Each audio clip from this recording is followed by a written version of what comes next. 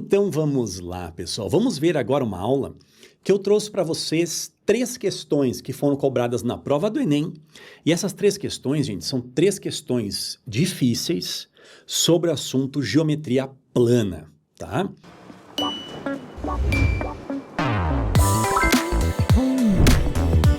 Gente, olha só, essas 3 questões aqui, elas têm dificuldade não somente pelo baixo índice de acerto, assim como também tem dificuldade inerente à própria questão, né? Por ser uma questão conteudista, uma questão que envolve alguns conhecimentos para chegar ao resultado e também uma correta interpretação. Agora, essa primeira questão aqui, gente, ela chama atenção que eu vou trazer para vocês. Então, eu vou mostrar para vocês aqui, ó. Essa primeira questão aqui, ela é uma questão que ela está mais, a dificuldade dela está mais associada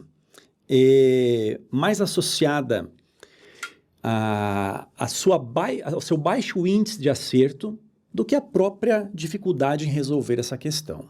Praticamente não tem conta para resolver essa questão aqui. Agora, o índice de acerto, gente, foi apenas de 11%. Ou seja, 11% lá dos, vamos supor, 5 milhões de candidatos acertaram essa questão. Interessante pensar o seguinte, se todos esses candidatos, 5 milhões, por exemplo, resolvessem chutar as alternativas, né, gente, como se fosse lançando um dado, vamos dizer assim, a gente teria mais ou menos a distribuição de 20% para cada uma das alternativas. Agora, o que acontece? Somente 11% dos estudantes acertaram essa questão, marcando a alternativa correta. E agora, onde é que estava a principal dificuldade? Gente, estava basicamente na interpretação, você entender o que está acontecendo, o movimento que acontece da roda e do bloco, tá? Vamos dar uma leitura? Vamos fazer uma leitura aqui, ó. Uma leitura legal aqui nessa questão. Diz o seguinte, a ideia de usar rolos circulares para deslocar objetos pesados provavelmente surgiu com os antigos egípcios ao construírem as pirâmides, né? Então nós temos os rolos aqui, ó.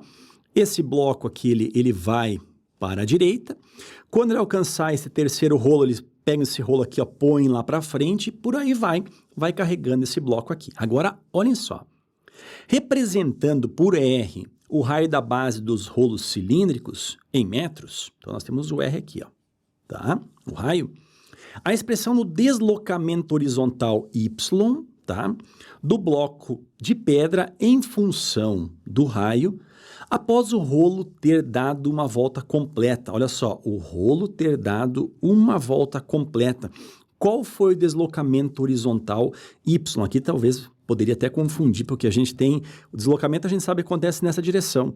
E a gente está acostumado a colocar aquela direção ali como sendo X. Mas enfim, gente, o que acontece? Após o cilindro dar uma volta completa, quanto é que desloca o bloco em si? Né? Então, basicamente, essa é a ideia da questão. E ali embaixo nós temos as alternativas. Bom, gente, para ajudar um pouco aqui, ó, o que eu fiz? Eu fiz um desenho auxiliar, dá uma olhadinha aqui no desenho, tá? Nesse desenho auxiliar, o que eu coloquei? Coloquei um dos rolos cilíndricos aqui, tá? Coloquei apenas visão lateral, tá? 2D, vamos dizer assim. E ali está o bloco naquele momento.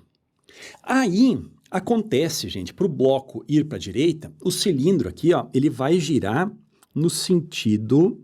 Aqui, ó, no sentido horário. Concordam comigo? Vamos até pensar o seguinte, vamos supor que esse cilindro aqui, ó, tem uma marquinha aqui, ó. Então, ele vai se deslocar, né, naquela direção, indo ali para a direita. E aí, gente, quando a marquinha chegar novamente aqui em cima, o que acontece? O cilindro acabou dando uma volta completa. Concorda comigo? E a gente sabe que quando, por exemplo, um pneu de bicicleta, ele dá uma volta completa, a distância que esse pneu de bicicleta percorre é exatamente o quê? O comprimento da circunferência, tá? E a gente sabe que o comprimento da circunferência, a fórmula é 2 vezes o π vezes o raio. Então, a distância, ó, gente, daqui até aqui, essa distância aqui, ó, foi de 2πr. Foi a distância que o rolo percorreu, ou seja, ele deu uma volta completa e o centro do rolo, vamos dizer assim, do cilindro, percorreu 2πr.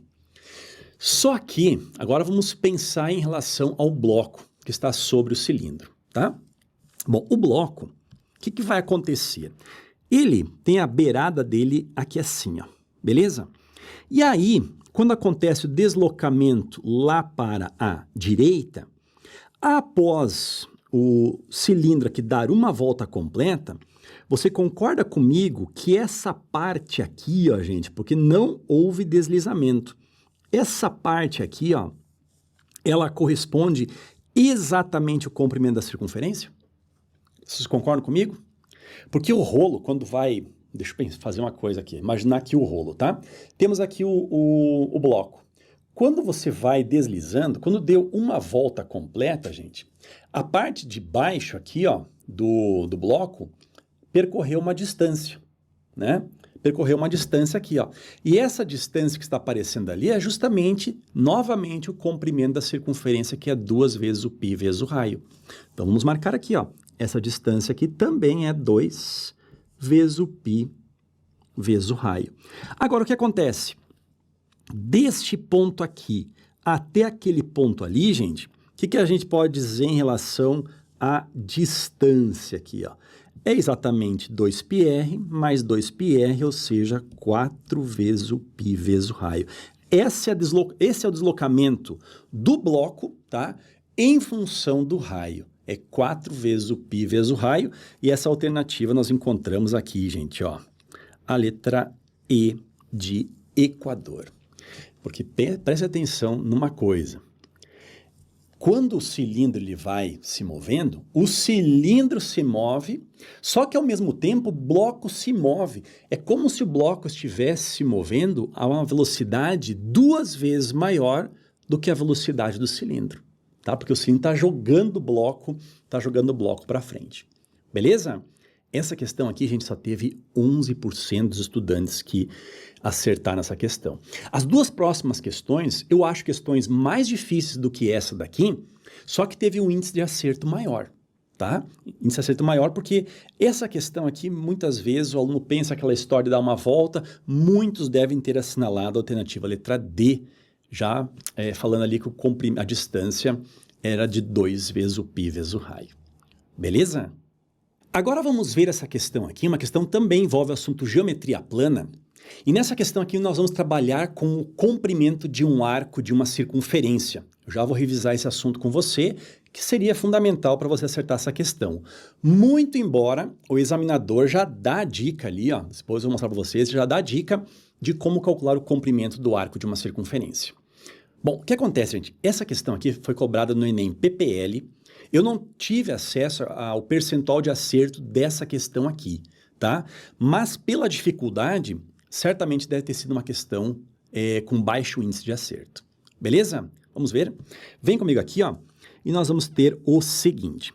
2 atletas partem de pontos, respectivamente, P1 e P2. Primeira coisa, já vou olhar aqui, ó, olha aqui, ó, tá aqui o P1 e está aqui o P2, tá?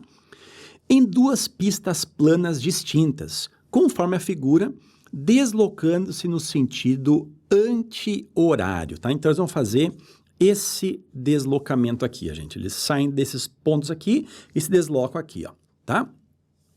Até a linha de chegada, percorrendo desta forma a mesma distância L.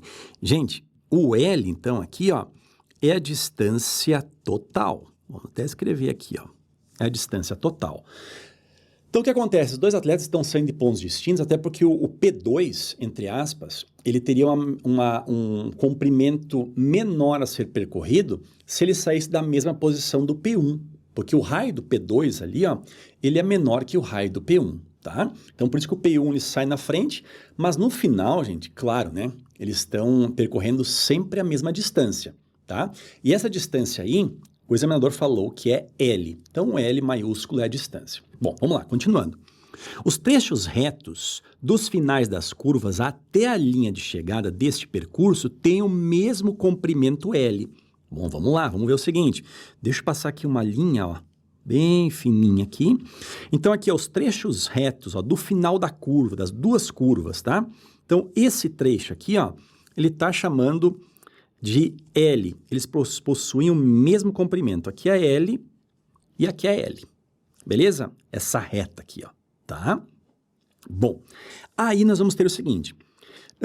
Nas duas pistas são tangentes aos trechos curvos, que são semicírculos de centro C. Beleza? Então, como se tivesse um círculo aqui, tivesse um círculo aqui, são dois círculos de centro C, concêntricos. O raio do semicírculo maior é R1, tá aparecendo aqui, ó, né? Chamamos de R1. E o raio do semicírculo menor, chamamos aqui de R2. Agora, olhem só, essa informação aqui que o examinador colocou ali, gente, foi uma colher de chá aí para todos nós. Por quê? Ele não é necessário dizer como é que se calcula o comprimento do arco de uma circunferência. E ali ele fez essa ajuda, tá? Olha só o que ele disse ali para nós. Disse assim, ó. Sabe-se que o comprimento de um arco circular é dado pelo produto do seu raio pelo ângulo, medido em radianos subentendido pelo arco. Ferreto, como assim, como assim, como assim? Deixa eu explicar para você, ó. Imagine aqui uma circunferência. Vou colocar aqui, por exemplo, ó, dois raios. Esses dois raios aí, gente, eles têm um certo ângulo aqui, ó, entre eles, tá? Aqui é o raio. E nós vamos ter essa parte aqui, ó, que é justamente o arco dessa circunferência. Este arco aqui, por exemplo, lá nas aulas teóricas, eu chamo de L. Não confunda com esse L que está aqui, tá? Essa aqui é outra coisa. Presta atenção só aqui, ó. E aqui, gente, nós temos sempre a relação lindo Alfa Romeo. Lembra do macete que a gente viu? Lindo Alfa Romeo. Agora tem que ter um cuidado aqui, gente. Olha só, este alfa, ele é medido em radianos, tá? Como foi dito aqui pelo examinador. Então, reparem que então o comprimento do arco é ângulo vezes o raio, e o ângulo sempre em radianos. Beleza? Então, tranquilo. Agora a gente pode ver aqui agora qual é a pergunta, tá? Dá uma olhadinha aqui em cima. O que diz aqui? Nas condições apresentadas, ele quer saber a razão, gente, a razão é uma divisão, da medida do ângulo P2CP1. Eita, feita, onde é que está o P2CP1? P2CP1 é justamente aquele ângulo que está aparecendo ali, ó. Ele quer saber a razão entre aquele ângulo. Eu vou chamar já esse ângulo aqui, ó, de ângulo alfa. Então, ele quer saber justamente a razão entre o ângulo alfa pela diferença L menos L. L maiúsculo menos L minúsculo. O L maiúsculo é o comprimento total, menos o L minúsculo, que é o comprimento da reta. É justamente, então, isso aqui ó, que ele está querendo saber. Beleza? Vamos botar a mão na massa aqui e ver como é que resolve isso? Bom, primeira coisa que eu vou fazer aqui, deixa eu apagar isso daqui, ó, vamos fazer uma faxina aqui, ó, tá? A gente já viu essa parte aqui. E aí, nós vamos ver o seguinte. Pessoal, vamos começar por este comprimento aqui, o comprimento total. Agora, o que seria o comprimento total, por exemplo, deste P1? Vamos começar aqui pelo P1? Não, vamos começar pelo P2. O que seria o comprimento total do P2? Bom, para auxiliar aqui, gente, eu vou dizer que este ângulo aqui, ó, vou chamar alfa teta. Vou chamar esse ângulo de teta, tá? O comprimento total, o L, vamos dizer, do P2, é tudo isso daqui, ó. Perfeito? O que seria todo esse comprimento? É o comprimento do arco mais o L. O que é o comprimento do arco? É a multiplicação do ângulo, que é alfa mais o teta, pelo seu raio. Aqui, no caso, é o R2. Tá? E isso aqui mais esse comprimento L que nós temos aqui. Perfeito? Agora, o que seria o comprimento L, o Lzão aqui, ó, comprimento total deste P1? Seria este arco que está aqui, tá? Mais o Lzinho. O que seria esse arco que está aqui, gente? É o ângulo, tá? É o ângulo θ vezes o seu raio. O raio, gente, ó, seria o raio externo aqui, ó, o R1. Então, é θ vezes o R1 e tem mais o comprimento Lzinho ali. Agora, olha o que a gente pode fazer. Ó. Como nós temos aqui uma igualdade, eu posso cancelar este Lzinho com este Lzinho e nós vamos ter que alfa mais o θ multiplica o R2. Vamos fazer aqui a propriedade distributiva, gente, ó. Né? Então, nós vamos ter o quê? Nós vamos ter o alfa R2, uma partezinha algébrica aqui agora, tá? Continhas. E θ R2. Perfeito? Enquanto que do outro lado nós vamos ter o θ R1. Agora, olha só, gente. Pela nossa pergunta aqui, nós deveremos ter o alfa no numerador. E aqui está o nosso alfa. Então, eu vou isolar esse alfa aqui. Então, o que vai acontecer? Ó? Nós vamos ter que o alfa vezes o R2 é exatamente igual a θ R1. Eu vou passar esse θ R2 lá para o lado direito, ele passa com um sinal negativo, fica menos θ R2. Perfeito? Agora, o que acontece? Eu posso colocar esse θ aqui em evidência, e esse R2 está multiplicando, desce dividindo. Pronto, nós vamos ter o alfa isoladinho, ó. O θ está multiplicando quem? O R1 menos o R2, certo? Fecha parênteses, dividido por este R2 que passa dividindo. Pessoal, conseguimos encontrar ali o valor do alfa. Agora nós temos que saber justamente o que é o Lzão menos o Lzinho, certo? Para isso, gente, dá uma olhadinha aqui, ó. Olhem só. Nessa afirmação que nós temos aqui em cima, ó, dá uma olhadinha aqui, ó. O que nós vamos ter? Nós vamos ter que o Lzão é exatamente igual.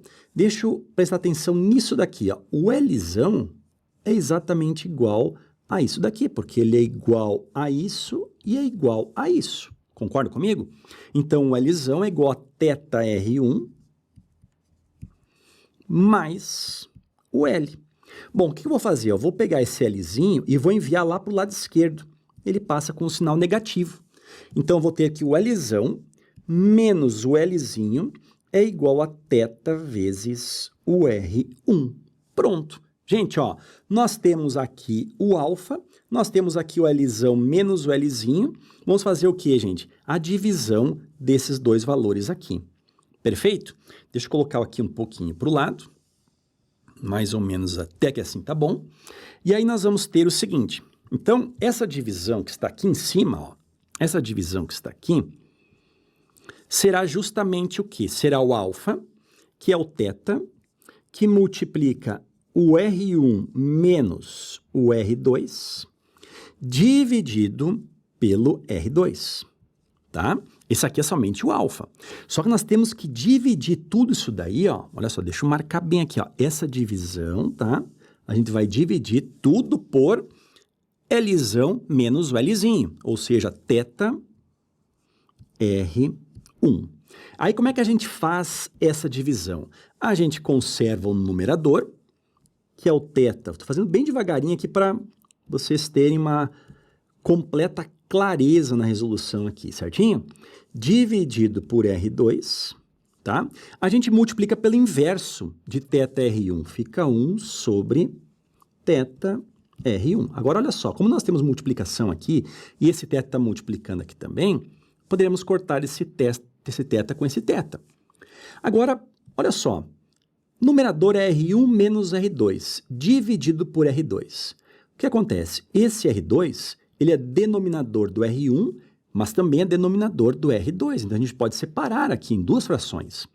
Vai ficar o quê? R1 dividido pelo R2, menos o R2 dividido pelo R2, certo? E tudo isso daqui, ó, está sendo multiplicado por 1 dividido por R1.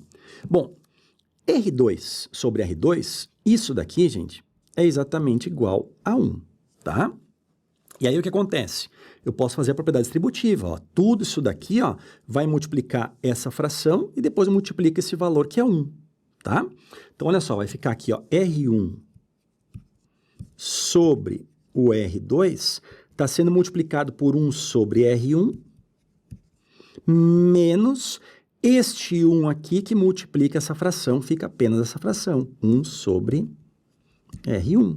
Agora, o que acontece? Ó, R1 e R1 a gente cancela, porque tem multiplicação aqui, e nós vamos ter, então, 1 dividido por R2 menos 1 dividido por R1. E aí, nós vamos ter essa resposta, 1 sobre R2, dividido por 1 sobre, menos 1 sobre R1, tá aqui, ó. A alternativa correta acaba sendo a letra C de Canadá. Essa questão aí, gente, é uma questão completa. Você pode ver que ela tem uma parte algébrica muito presente, embora seja uma questão de geometria, a parte algébrica dela é muito presente, nessas continhas aí, com letras, ângulos, isso aí vai. E também teve, gente, aquela colher de chá do examinador falar como é que você calcula o comprimento de um arco de circunferência, tá? Ele não precisa ter colocado aquilo ali. Se ele não colocasse aquilo ali, você pode ter certeza que iria diminuir ainda mais o número de acertos dessa questão. Beleza? Vamos para a terceira questão? Então, vem comigo aqui. Agora, em relação a essa terceira questão, gente, também é uma questão que envolve geometria, uma questão certamente classificada como difícil, tá? Mas essa questão aqui, ela pegou muito mais pela interpretação do que pela própria, vamos dizer assim, dificuldade no assunto, na parte teórica, vamos dizer, na parte conteudista que envolve o cálculo de duas áreas que nós temos aí nessa figura. Tá? A interpretação pega um pouco mais, dificulta um pouco, muitos alunos erraram. Inclusive, o índice de acerto dessa questão ali, ó, fui fazer a pesquisa, 19%. É como se todo mundo tivesse chutado, gente, e aí ficou distribuído praticamente aí, ó, 20% para cada alternativa. Beleza? Vamos ver então a questão? Aí o enunciado fala assim, olha só. A distribuição de salários pagos de uma empresa pode ser analisada destacando-se a parcela do total da massa salarial que é paga aos 10% que recebem os maiores salários. Então, gente, assim, ó, primeira coisa, o que é massa salarial? Imagine que uma empresa, dentre vários encargos, impostos, estrutura, água, luz, aluguel, enfim, tem um custo para pagar o salário de todos os seus funcionários. Esse salário que é pago para todos os funcionários, eles estão chamando aqui de massa salarial.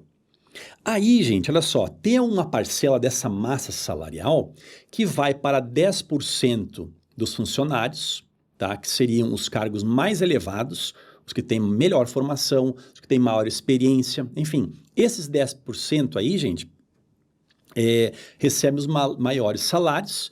E a outra parcela, ou seja, o restante 90%, recebe o restante do salário. Aquilo lá que, entre aspas, sobra aí para esses 90%. Beleza? Vai ficar bem mais claro ainda quando a gente for abordar ali o gráfico, embora o gráfico possa até dificultar muitos, mas vai facilitar, tá? Vem comigo aqui, ó, nós vamos ter o seguinte. Isso pode ser representado na forma de um gráfico formado por dois segmentos de reta unidos em um ponto P. Ó, nós temos aqui assim o ponto P, e esses dois segmentos de reta que ele está afirmando, um deles é este daqui e o outro é este daqui, ó. Certo? Aqui os dois segmentos de reta, cuja abscissa, no caso deste ponto P aqui, ó, tem valor igual a 90.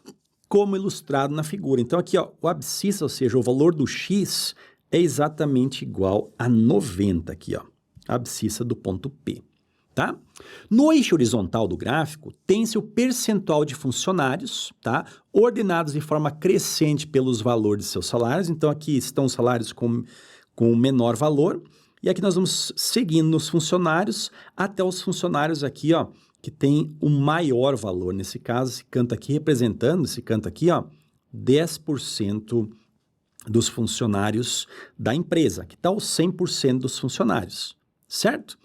Bom, e no eixo vertical tem-se o percentual do total da massa salarial de todos os funcionários. Então, no eixo vertical é o percentual total da massa salarial. Deixa eu explicar para vocês, ó, vamos colocar aqui, ó, bem fininho, tá? Vamos supor, ó, que este valor aqui seja 60. Está próximo aqui de 50, vamos supor que seja 60.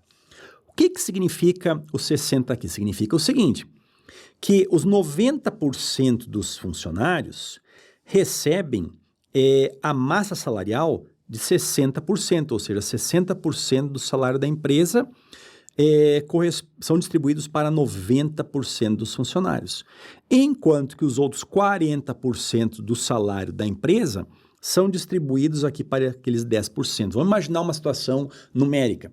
Uma empresa grande que tenha uma folha salarial, essa massa salarial de 100 mil reais. Então, o que significa? 60% de 100 mil reais são 60 mil reais. Então, 60 mil reais vai para 90% dos funcionários, enquanto que os outros 40%, ou seja, 40 mil reais, vão para os 10% restantes dos funcionários, que são os funcionários de direção, de alto escalão da empresa. Beleza? Certinho? Bom, aqui a gente não sabe, né, esse valor aqui, ó, 60, tá? Mas vamos apagar aqui, ó, aqui os 50, tá? Vamos apagar aqui e nós vamos ver o seguinte. O índice de Gini, ou Gini, tá? Eu não sei como é que se pronuncia corretamente, que mede o grau de concentração de renda de um determinado grupo, pode ser calculado pela razão, olha só, razão, A dividido por A mais B, em que A e B são as medidas das áreas indicadas no gráfico. Gente, o A é essa área desse triângulo aqui, ó, mais esticado esse triângulo em cinza claro. Enquanto que o B é toda essa área mais escura que nós temos aqui, ó, que é formada por um triângulo e aqui é formada por um trapézio, certo? Bom, aí continua assim, ó. A empresa tem como meta tomar seu índice de Gini igual ao do país, ou seja, 0,3. Para tanto, precisa ajustar os salários de modo a alterar o percentual que representa a parcela recebida pelos 10% dos funcionários de maior salário em relação ao total da massa salarial. Então, nós vamos ter que alterar esta parte aqui, ó, gente. Isso daqui que é o que ele está pedindo, ó. Para atingir a meta desejada, o percentual deve ser esse percentual, ó. O percentual que representa a parcela recebida pelos 10% dos funcionários de maior salário. Então, isso aqui, ó, representa a pergunta. Quantos por cento que é aqui? Certo? Bom, e aqui abaixo nós temos as alternativas. Pessoal, olhem só, vamos começar primeiramente com aquele índice 0,3. O 0,3, então, é igual a A dividido por A mais B, tá? E vamos obter uma expressão que relaciona a área A com a área B, certo? Então, vem comigo aqui, ó, e nós vamos ter o seguinte, então, que o A dividido pelo A mais o B, isso aqui é exatamente igual a 0,3. Você pode colocar 0,3 aqui, gente, ou também 3 décimos, que é a mesma coisa que 0,3. Não vai mudar em nada, tá, gente? Ah, Ferreto, eu não colocaria 3 décimos, colocaria 0,3, não tem problema nenhum, tá? Na multiplicação cruzada, nós vamos ter que o 10 multiplica o A, ficamos com 10A, isso aqui é igual a 3 que multiplica tudo isso daqui, ó, A mais B, ou seja, 3 vezes o A mais 3 vezes o B. O que nós vamos fazer? Vamos enviar esse 3A para o lado esquerdo e passa com sinal negativo. 10A menos 3A, teremos 7 vezes o A, isso aqui é igual a 3 vezes o B. Gente, vamos deixar paradinha por enquanto essa expressão, que é justamente uma expressão que está relacionando a área A com a área B. Agora vamos efetivamente calcular a área A e a área B. Primeiramente, eu vou calcular a área B, depois nós chegaremos na área A.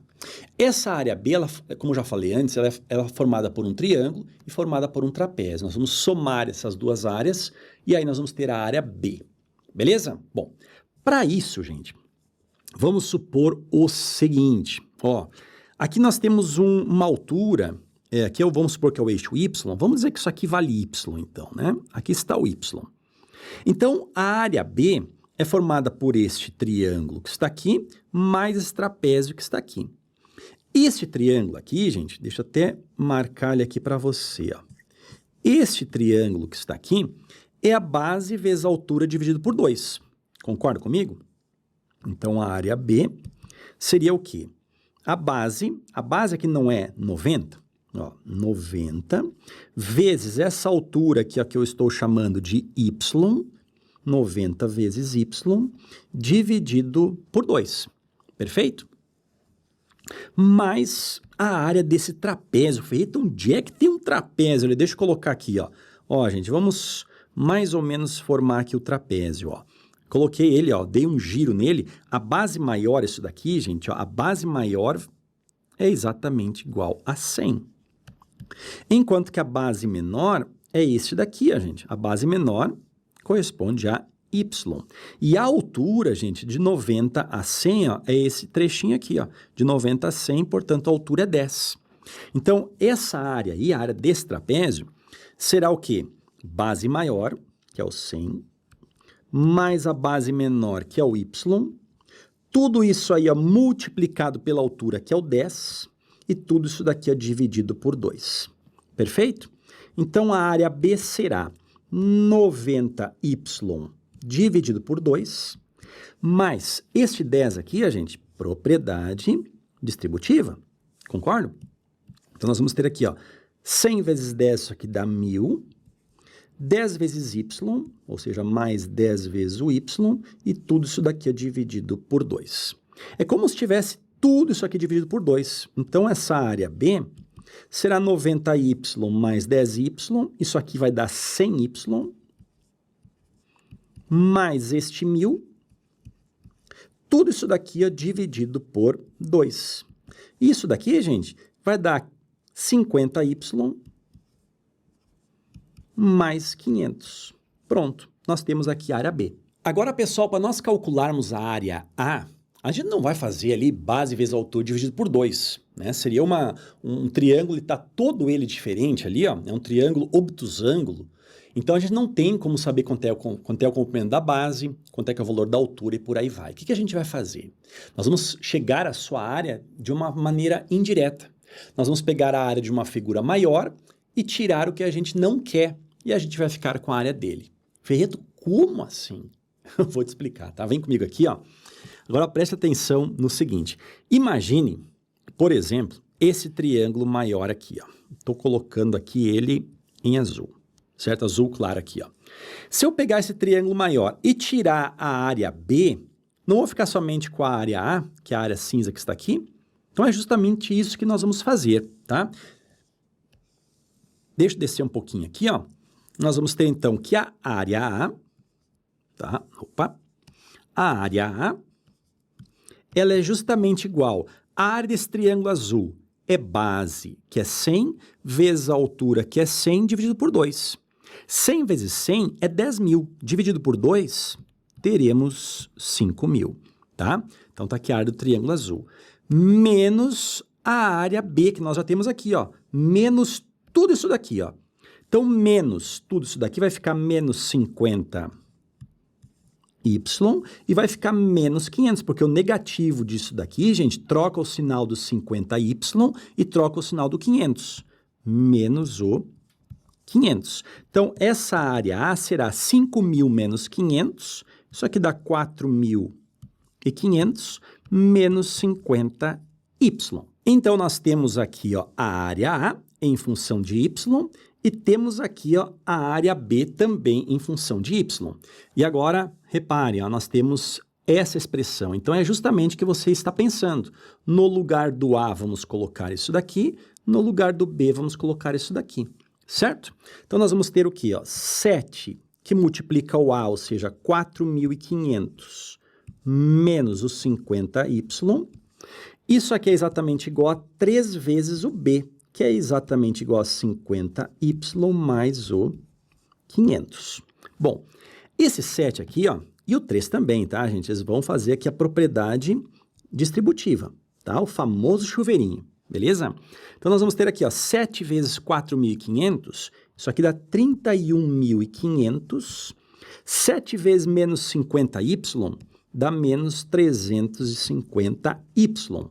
Do outro lado, 3 vezes 50y, 150y, 3 vezes o 500, 1.500. Gente, ó, vamos isolar o y aqui, ó. O que eu vou fazer? Eu vou enviar esse menos 350y para o lado de lá, ele passa com sinal positivo, enquanto que esse 1.500 vai para o lado esquerdo e passa com sinal negativo, tá? Então, do lado esquerdo ficou quanto? 31.500 menos 1.500 ficou 30.000. 30.000. E do lado direito, 150y mais 350y, 500y. Vamos cancelar aqui, ó, 2 zeros do lado de cá, 2 zeros do lado de lá. 5y igual a 300, nós vamos ter que o y, então, é igual a 300 dividido por 5, o y é exatamente igual a 60. Então, no lugar do y aqui, gente, ó, poderemos colocar o valor 60. Então, qual que é o percentual que nós temos aqui, gente? Ó, 40. Então, 40%, gente, da massa salarial deve ser destinada ao pessoal aqui, ó, vamos dizer, o esquadrão de elite aí da empresa. Beleza? Até ficou o mesmo valor ali que eu fiz um chute, né, gente? Inclusive, gente, nós poderíamos ter eliminado, né, ó, 20%, 30% aqui, ó, que ficariam todos abaixo ali do valor 50. Certo, gente? Ó, 3 questões aqui bem interessantes, deu para fazer uma excelente revisão, muito legal. Espero ter ajudado vocês aí, tá? Um abração, bons estudos e até mais.